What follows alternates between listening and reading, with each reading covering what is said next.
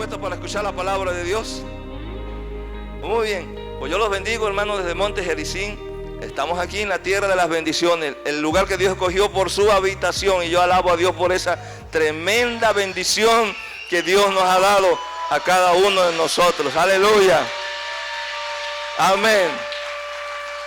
Hoy quiero hablarles sobre un tema muy importante: la necesidad de la resurrección de Cristo. Muchos hablan de la resurrección, pero no entienden por qué era necesario que Cristo se levantara de entre los muertos. ¿Qué tanto estaba en fuego si Cristo no se hubiera levantado de entre los muertos? Y de eso quiero hablarle en este día. Yo espero que usted nos escuche con mucha atención. Quiero leer el libro de Marcos, la Biblia, el Evangelio de Marcos, capítulo 15, en el verso 22 al verso 26, dice de esta manera: y le llevaron a un lugar llamado Gólgota, que traducido es lugar de la calavera, y le dieron a beber vino mezclado con mirra, mas él no lo tomó. Cuando le hubieron crucificado, repartieron entre sí sus vestidos, echando suerte sobre ellos, para ver qué se llevaría cada uno. Verso 25, y en la hora tercera, era la hora tercera cuando le crucificaron. Y el título escrito de su causa era el Rey de los Judíos. Una de las primeras cosas que tenemos que establecer antes de hablar de la necesidad de la resurrección es que cuando Jesús estuvo colgado en la cruz, en ese día que describe el Evangelio de Marcos, el destino de toda la humanidad estaba colgado juntamente con él. Eso nos da a ver el peso, el valor, la decisión tan tremenda que Jesús tenía que haber cargado, porque todo el destino de la humanidad pesaba sobre sus hombros en ese momento. Si Jesús fracasaba en su obra, en su sacrificio, en lo que él vino a hacer, toda la humanidad estaría condenada completamente, porque su destino, según la Biblia, el apóstol Pablo nos dice en Romanos 5, verso 12: por tanto, como el pecado entró en el mundo por un hombre, y por el pecado la muerte, así la muerte pasó a todos los hombres, por cuanto todos pecaron. Mira lo que el apóstol Pablo habla. Este era el destino de la humanidad. ¿Cuál? La muerte. Porque por cuanto el pecado entró en el mundo por un hombre, o sea, por Adán, y por el pecado la muerte. Y así la muerte pasó a todos los hombres por cuanto todos pecaron. Era crítica, era seria la situación o la condición o el destino del ser humano, de toda la humanidad. Podemos decir por lo menos tres cosas antes de continuar. Tres hechos importantes. El primero es que el pecado es universal. O sea, no hay uno que no peque. No hay uno solo que no haya pecado. Por cuanto todos pecaron, la muerte vino a todos. La palabra muerte habla de separación. El hombre no solamente muere físicamente, sino pasará la eternidad separado de Dios. Y como hemos visto anteriormente, esa no es la voluntad de Dios. Nunca ha sido el deseo de Dios que el hombre se vaya a la eternidad apartado de su presencia. Lo segundo es que había una tremenda seriedad en cuanto al pecado. El pecado, sinceramente, es que no había nada que lo pudiera componer. El pecado te separaba de Dios, el pecado te proveía, te hacía un enemigo de Dios, y como eras enemigo de Dios te esperaba un horrendo juicio de parte de Dios. Es muy serio el asunto del pecado. El pecado, Dios no juega con ello, y Dios espera que nosotros no juguemos con ello, porque si usted peca, yo peco y nos mantenemos en pecado, eso nos va a acarrear muerte.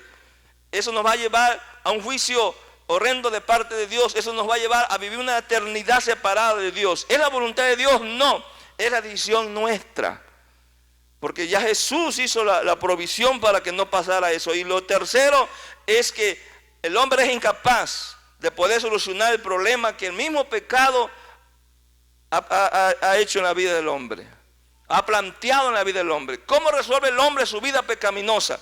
Porque el hombre no puede librarse por sí mismo del pecado. El pecado es una fuerza mucho mayor que el hombre.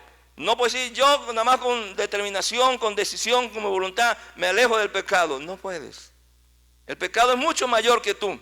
No puedes mantenerte limpio por ti mismo. No hay nada, no hay sacrificio, no hay penitencia, no hay religión, no hay cosa que te pueda decir, como no hay agua, no hay nada que tú digas, con esto me limpia del pecado. Entonces la condición del pecador es muy seria. Por eso es que Dios provió a alguien que supliera nuestra necesidad, alguien que tomara nuestro lugar. Y es donde aparece Jesús en escena y viene, y cuando toma nuestro lugar en la cruz del Calvario, fue para que en representación nuestra. Ahora entienda que Jesús es el santo Cordero de Dios. Él era el perfecto sacrificio por el pecado. Acordémonos que en la Pascua los israelitas tenían que tomar un corderito de un año que no fuera defectuoso, que tuviera intachable, y tenían que sacrificarlo y aplicar la sangre, y con esa sangre ellos tenían que alcanzar cierto tiempo de perdón de sus pecados, aunque no eran efectivos. Entonces Jesús se convierte en el santo Cordero de Dios. Era el perfecto sacrificio por el pecado. Escuche, era necesario porque su muerte era una necesidad expiatoria. O sea, alguien tenía que pagar por nuestra culpa. Alguien tenía que ser sacrificado por nosotros. Y como no había nadie entre nosotros los seres humanos, por cuanto todos estábamos bajo condenación, Él tuvo que venir a la tierra y tomar forma de hombre, serse como nosotros, para poder vivir santa y piadosamente y poder ofrecerse, como lo que ya dije, el Cordero Santo. Ahora, solo Jesús podía expiarnos. Si la raza humana iba a sobrevivir a la muerte que el pecado le impuso, no había ningún otro sacrificio que fuera suficiente. Si Jesús no satisfacía, escuche esto, la demanda de Dios por causa del pecado, porque Dios había establecido una ley, el que peca muere, y quienes pecamos todos, estamos todos condenados a la muerte. Entonces, si Jesús no satisfacía esa demanda, ya nosotros no tendríamos esperanza alguna. Escuche bien, la necesidad no era solamente que Jesús muriera. Jesús murió en la cruz del Calvario, pero era necesario que Jesús se levantara de entre los muertos. Ahí es donde radica la importancia de este tema, la necesidad de la resurrección de Cristo. Ahora, porque si Jesús no se levantaba, si Jesús no rompía el poder de la muerte que había sobre su propio cuerpo, levantándose a la vida, entonces Él no podría entrar al lugar santísimo y ofrecer su sangre a nuestro favor y cancelar la sentencia de muerte. El sumo sacerdote tenía que sacrificar el corderito, y el sumo sacerdote tenía que entrar al lugar santísimo, y ahí ofrecía la sangre por el pueblo en la fiesta de la expiación. Era necesario que Jesús se levantara de entre los muertos y con su cuerpo glorificado Él pudiera entrar a la presencia de Dios, al verdadero lugar santísimo, y ofrecer delante del Padre su propia sangre y decir: Padre, por esta sangre ellos quedan libres de culpa. Aleluya. Yo he pagado la culpa de cada uno de ellos. Entonces era el sacrificio expiatorio por cada uno de nosotros. Si va a alabarlo, bendígalo con todo su corazón. Por eso era necesario que Jesús se levantara de entre los muertos, porque Él tenía que entrar. Ahora, la resurrección corporal de Jesús era una necesidad. Jesús tenía que levantarse, hermano, en su cuerpo. La Biblia dice que el acto de redención de Cristo estaba basado no solamente en su muerte, sino también en su resurrección. O sea que Jesús murió, pero lo sepultaron, y Él no hubiera podido vencer la muerte, usted y yo estuviéramos perdidos. Él tenía que vencer la muerte para que tú y yo pudiéramos tener esta esperanza. Miren lo que dice la Biblia en Hebreos capítulo 2, en el verso 14 y verso 15. Escuche esto. Así que por cuanto los hijos participaron de carne y sangre, Él también participó de lo mismo, o sea, de carne y sangre, para destruir por medio de la muerte al que tenía el imperio de la muerte, esto es, al diablo, y librar a todos los que por el temor de la muerte, como estaban durante toda su vida sujetos a servidumbre. El enemigo había esclavizado a la raza humana. El enemigo decía: todos los seres humanos me pertenecen, ellos y sus almas, y ellos y toda su vida. Y el hombre vivía esclavizado por Satanás. Jesús tenía que tomar el cuerpo humano y morir para que a través de la muerte destruir, dice la Escritura, al que tenía el imperio de la muerte, esto es, al diablo. La Biblia lo marca muy claramente. En el verso 17 del mismo capítulo de Hebreos dice: por lo cual debía ser en todo semejante a sus hermanos, para venir a ser misericordioso y fiel sumo sacerdote en lo que Dios se refiere. Y oiga, para expiar los pecados del pueblo, para pagar, para redimir, para satisfacer la demanda. Él vino y pagó por los pecados de cada uno de nosotros. ¿No bendice el nombre de Dios por eso? Aleluya. Ahora, escucha esto. La vida cristiana, su fundamento está en la resurrección de Cristo, no solamente en su muerte. Ya expliqué, porque si hubiera muerto y no se hubiera levantado, de toda manera no hubiera redención. Era necesario que se levantara. El apóstol Pablo lo presenta de esta manera. 1 Corintios 15, 14 dice: y si Cristo no resucitó, vana es entonces nuestra predicación. Lo que estoy haciendo ahorita no sirve de nada si Cristo no resucitó. Vana es también vuestra fe. O sea, no sirve para nada nuestra fe en Cristo si Él no resucitó. Vamos al verso 17. Y si Cristo no resucitó, vuelvo a repetir, vuestra fe es vana, y añade: aún estáis en vuestros pecados. Si todavía estoy en mis pecados, si Cristo murió por mí, pero no resucitó, entonces todavía estoy en mis pecados. ¿Y qué significa que estoy en mis pecados? Significa que estoy condenado para siempre a vivir una eternidad. Cuando yo me muera, pasaré la eternidad alejado de Dios si Cristo realmente no resucitó. Por eso veía la tremenda necesidad de la resurrección de Cristo. Esto es valioso para nosotros.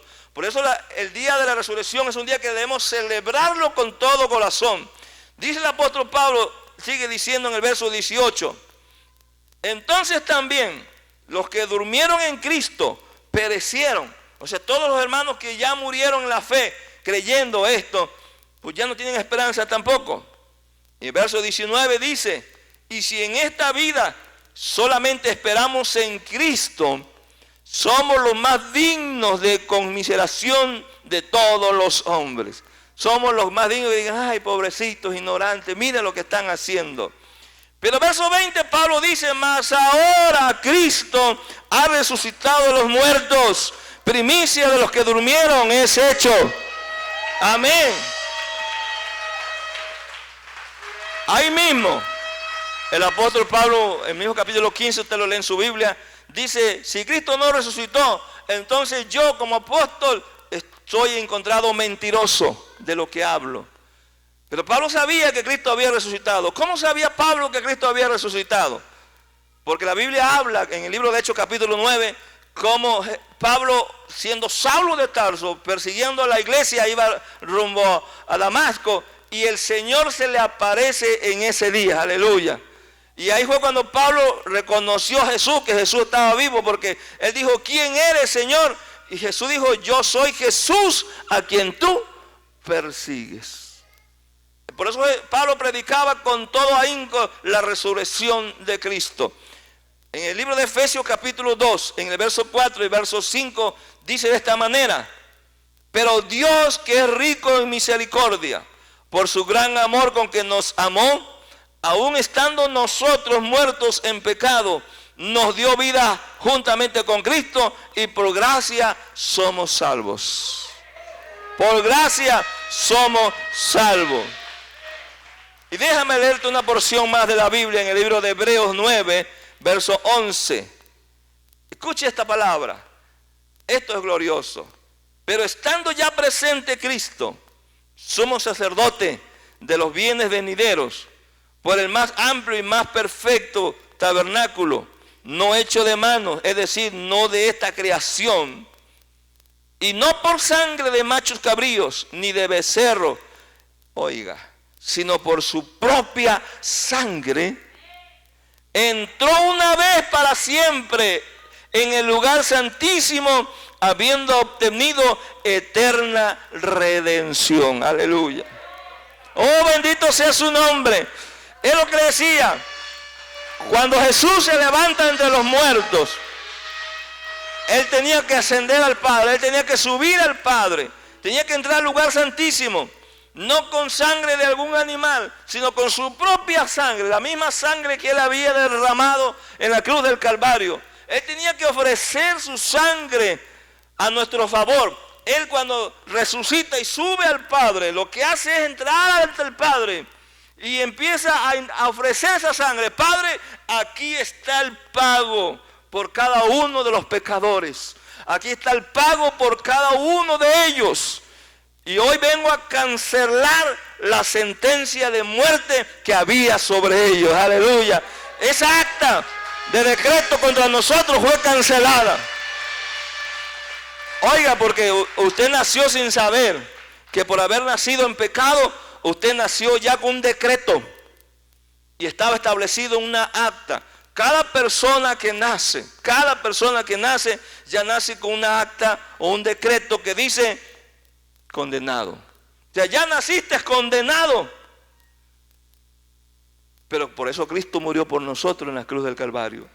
Y Hebreos dice, habiendo obtenido eterna redención. O sea, Dios nos redimió, nos limpió, nos purificó de todas nuestras maldades. Y por eso podemos bendecir el nombre del Señor Jesús. Amén. Entonces,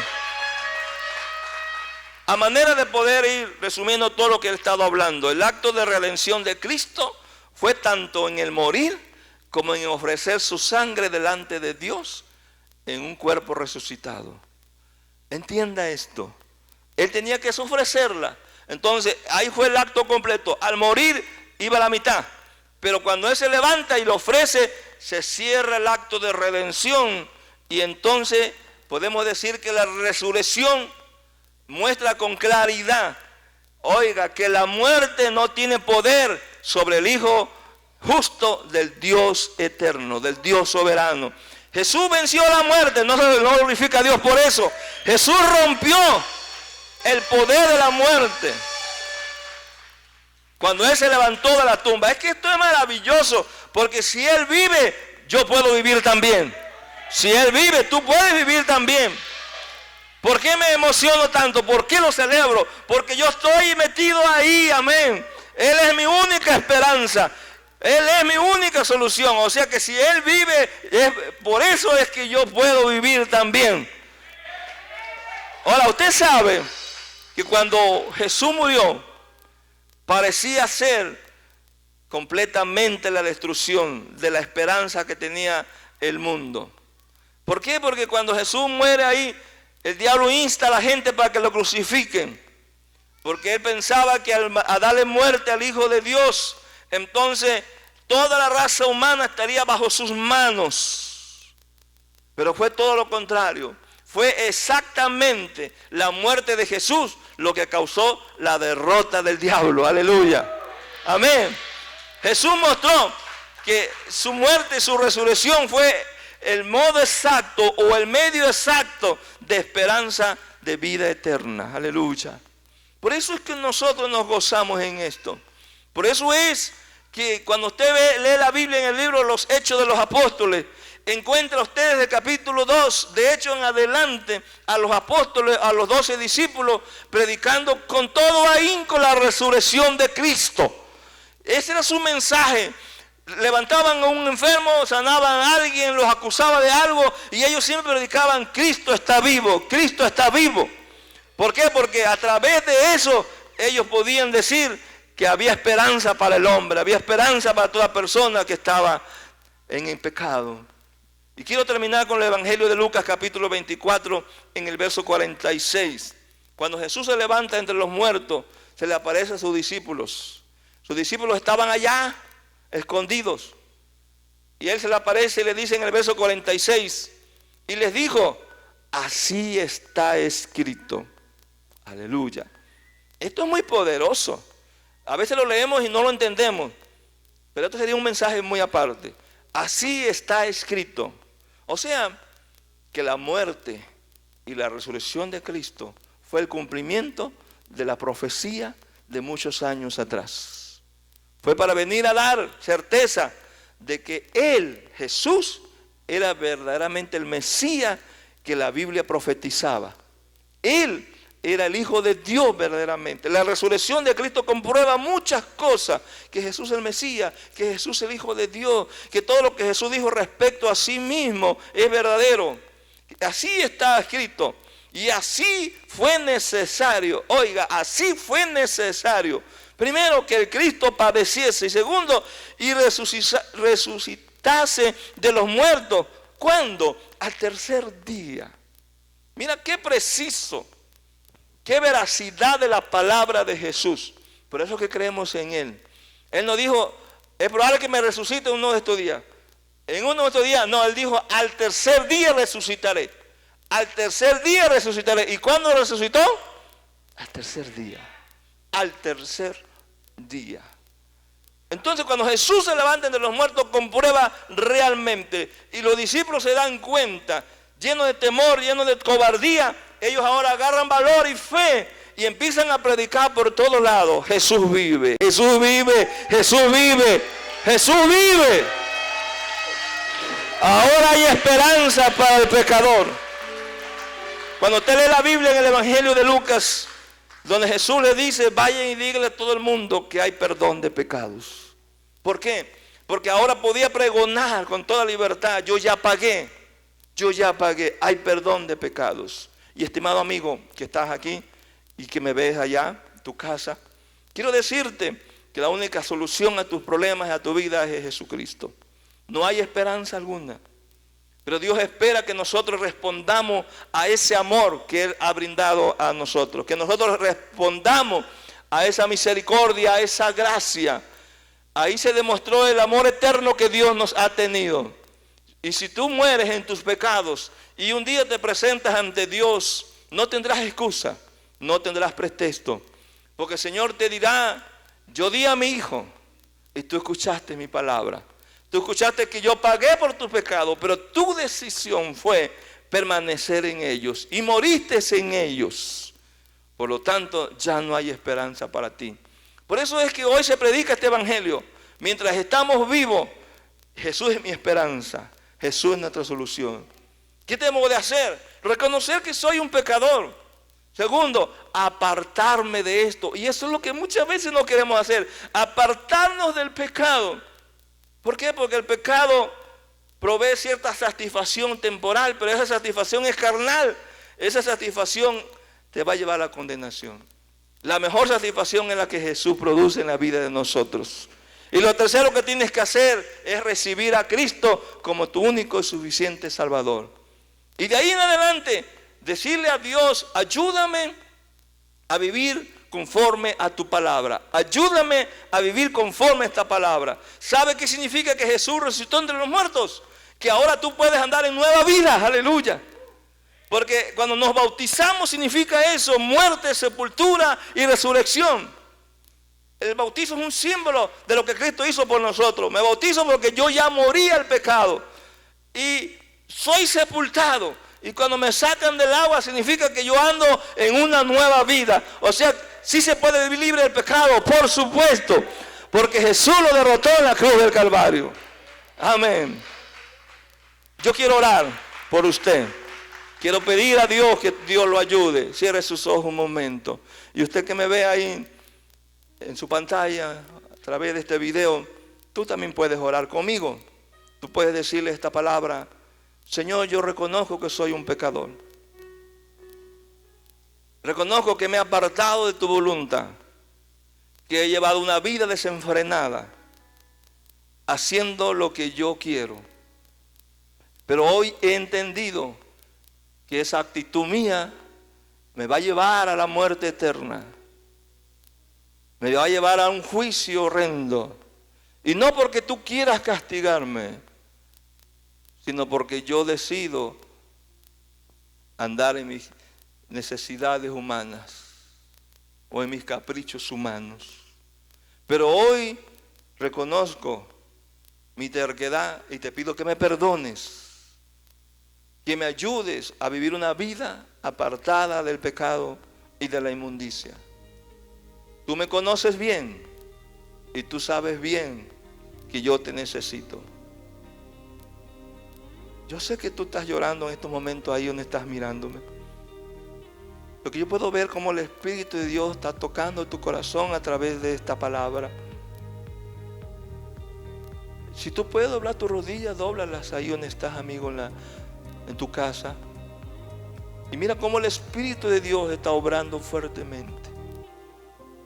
Tú habías dicho que ya no tenías perdón, que Dios no te amaba. Esa es una mentira de Satanás. Jesús te ama. ¿Y cómo sé que Dios te ama?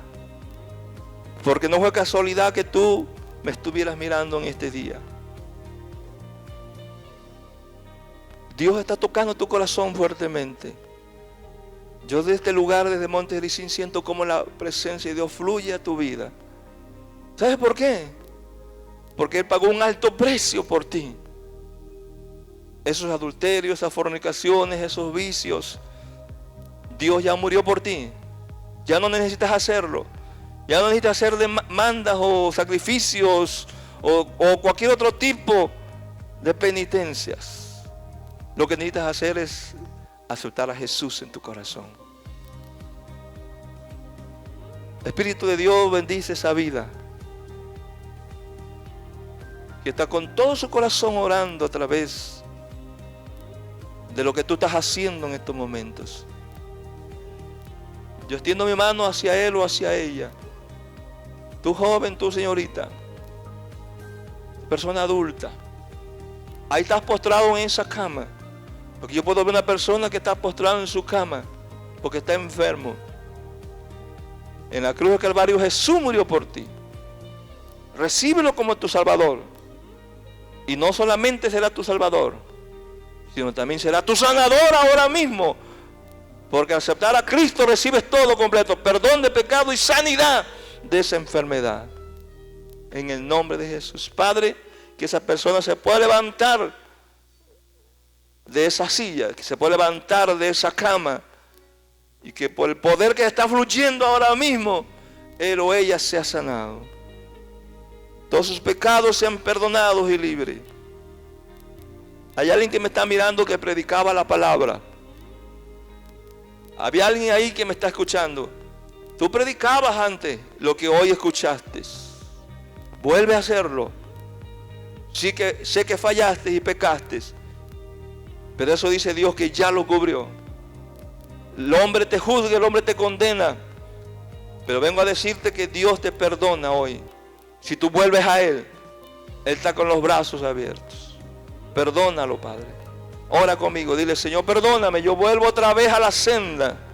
En el nombre de Jesús volveré a predicar tu palabra. Y vas a ver cómo el Espíritu de Dios va a fluir fuertemente cuando tú te pares y prediques esa palabra. Gracias, Jesús. Gracias, Jesús. Gracias. Ahora adora a Dios. Levanta tu mano y adóralo. Bendícelo ahí donde estás. Y dile: Dios, tócame. Gracias. Gracias en el nombre de Jesús. Porque Dios es maravilloso. Toma este tiempo para adorar el nombre de Jesús. Y mientras tú adoras el nombre de Jesús, el Espíritu de Dios está sanando tus huesos. Está sanando tus huesos. Oye cómo tus huesos truenan. Oye cómo la gloria de Dios desciende y sana tus huesos. Dios está sanando la hernia que tú tienes, el tumor que está ahí.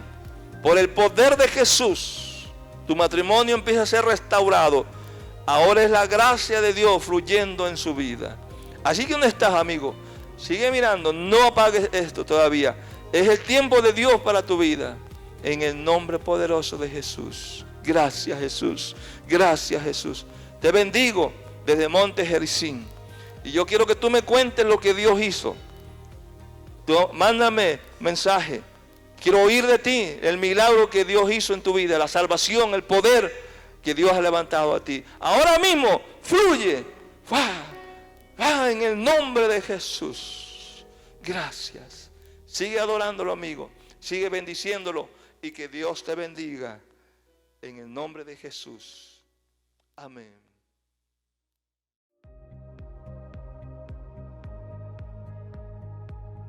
Hola, espero hayas sido bendecido.